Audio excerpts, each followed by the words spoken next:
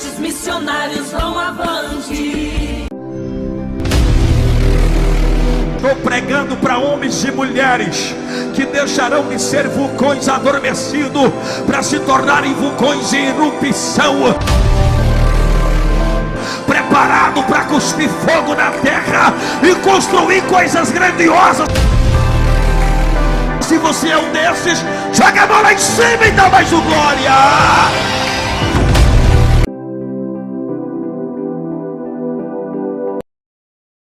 A vida é algo muito importante e é motivo de nós glorificarmos a Deus, porque é algo bem complexo, né? Os homens, com toda a sua sabedoria, com todo o seu entendimento, né? A ciência, por mais evoluída que esteja, né?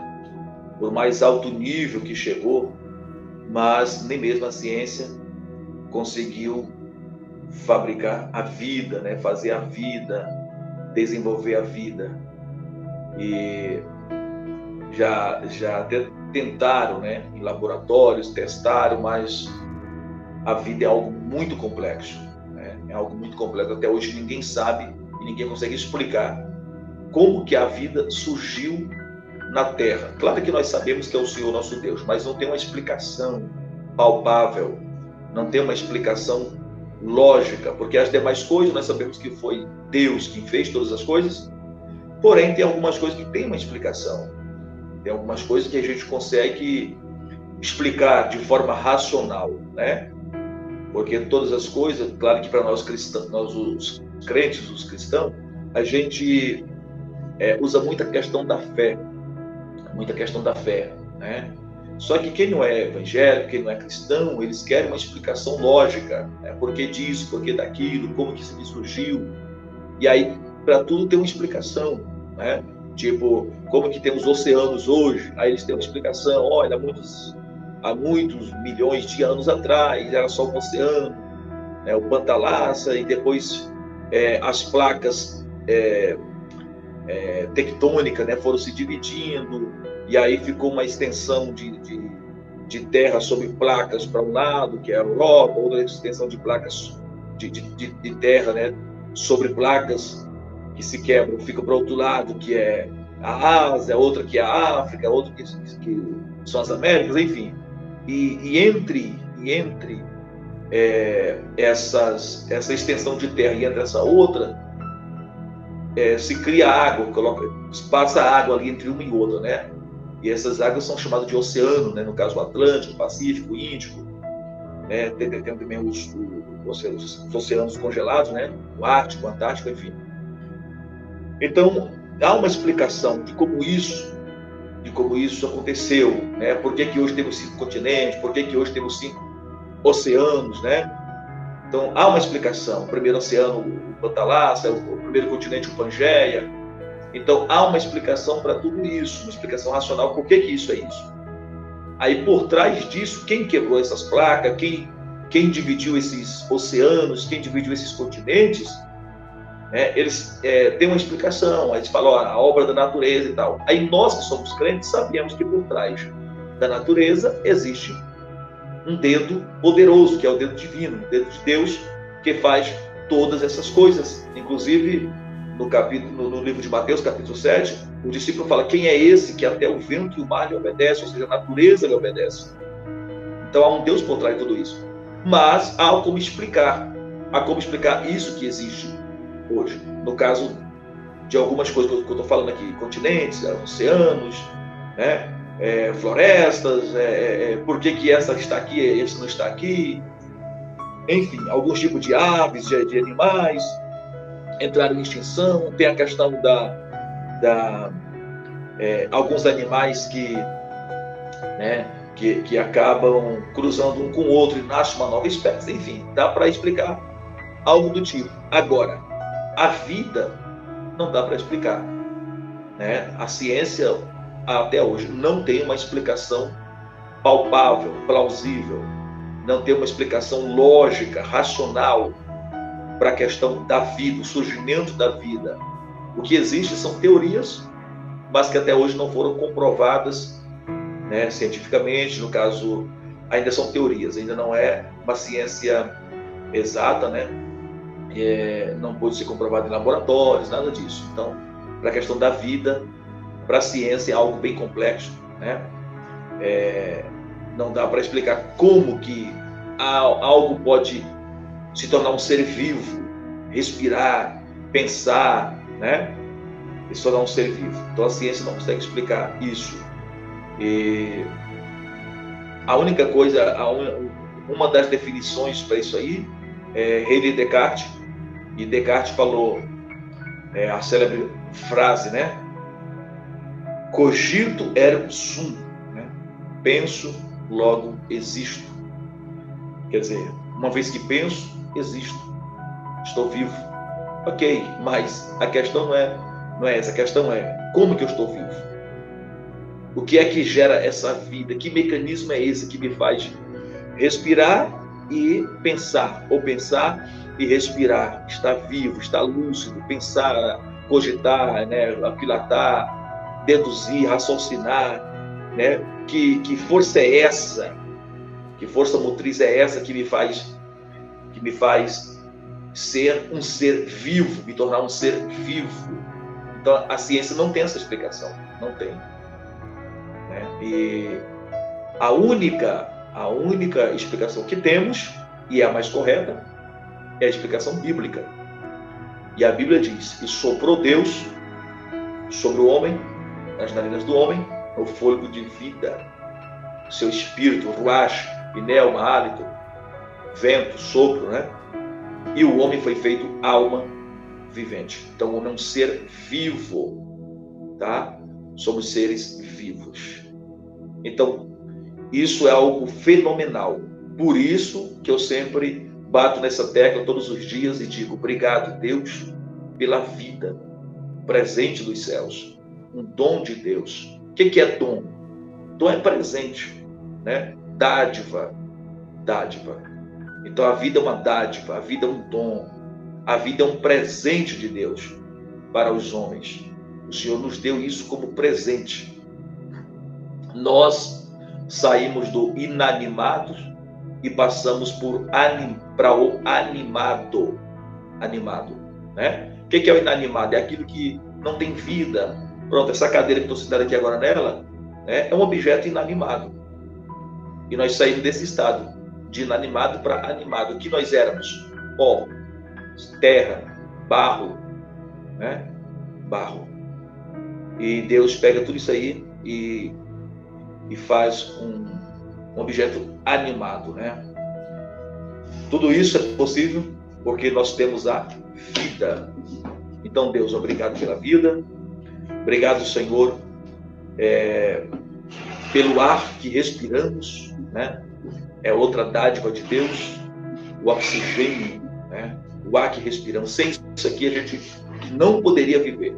Por mais que tivéssemos vida por um pequeno instante, mas nos faltou oxigênio, não dá para continuar vivos, né? Sem respirar ninguém vive. E inclusive, irmão, o oxigênio é mais importante do que a comida, é mais importante do que a água, né? Alguns falam assim: a água é vida. Eu concordo, água é vida. Porém, sem beber você sobrevive alguns dias, não muitos dias, mas sobrevive alguns, né? Sem comida você sobrevive alguns dias, até um pouco mais do que sem beber, sem tomar água, né? Sem comer você sobrevive aí. Nós temos história de pessoas que passaram 40 dias sem comer, né? Aliás, temos história de pessoas que passaram 80 dias sem comer. 80. Por exemplo, Moisés foi um deles. Moisés ficou 40 dias sem comer. Quando desceu do monte, o povo estava em rebeldia, adorando bezerro de ouro. Ele quebrou as tábuas da lei e ele voltou para o monte e continuou o jejum. Então, totalizando, ele fica 80 dias sem comer nada. Nós temos história de outras pessoas que ficaram muitos dias sem comer e sobreviveram. Sobreviveram, claro que perderam massa muscular, claro que ficaram fracos, enfim, mas sobreviveram. Sem água também temos relatos de pessoas que sobreviveram alguns dias, não muito, mas dá para sobreviver alguns dias sem água, né? Sei lá, 10 dias, né? 7 dias, 12 dias, dá para sobreviver alguns dias sem água. Claro que você vai ficar muito desnutrido, mas dá para sobreviver. Agora, sem respirar, nós não temos relato de pessoas que ficaram muito tempo sem respirar, né? Tipo, tantas horas sem respirar, não estou falando nem dias, estou falando de horas. Tantas horas sem respirar, não fica. No máximo, em alguns minutos, e a pessoa morre sem respirar. Então, observe que a respiração, o oxigênio, ele se torna mais importante do que o alimento, né? Mais importante do que a água. Desses três aí, o mais importante seria o oxigênio, né? Em segundo lugar, a água. Em terceiro, o alimento. Então, amados, e nós temos isso em abundância e, o melhor de tudo, gratuito, né? De graça, sem pagar nem um centavo, 0,800. Então, obrigado, Deus, pelo ar que respiro, pelo ar que respiramos, e acima de tudo, obrigado, porque temos o nosso nome escrito no livro da vida. O que é isso? Somos salvos.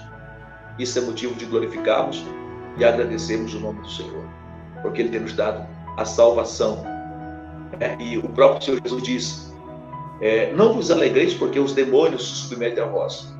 Não vos alegreis porque as enfermidades fogem dos corpos de suas vítimas quando vocês estendem as mãos ou quando vocês liberam uma palavra de cura. Não vos alegreis só por isso. Antes, alegrai-vos, porque tendes o vosso nome escrito no livro da vida. Ou seja, vocês são salvos. Então, essa tem que ser a nossa maior alegria aqui nessa terra. Tá? É uma alegria maior do que a própria alegria de estar vivo. Porque também não adianta estarmos vivos, mas não sermos salvos. Ah, mas estou vivo. Ok. Por quanto tempo? Por quanto tempo? A parábola lá que Jesus contou, a voz dos céus veio para o homem que guardou mantimento para a sobrevivência, e a voz disse: louco! Ainda hoje pedirão a tua alma. Ou seja, você está vivo por quanto tempo? Quantas pessoas a gente conheceu, aliás, que estavam vivas até o mês passado e já morreram. Eu mesmo conheço algumas, na nossa igreja mesmo, né? Tiveram algumas que morreram agora, mês atrasado, né? Pessoas que estavam ali, aparentemente saudáveis, de repente morreram. Então, a nossa alegria por sermos salvos, por termos o nosso nome escrito no livro da vida, tem que ser maior do que a alegria de estarmos vivos.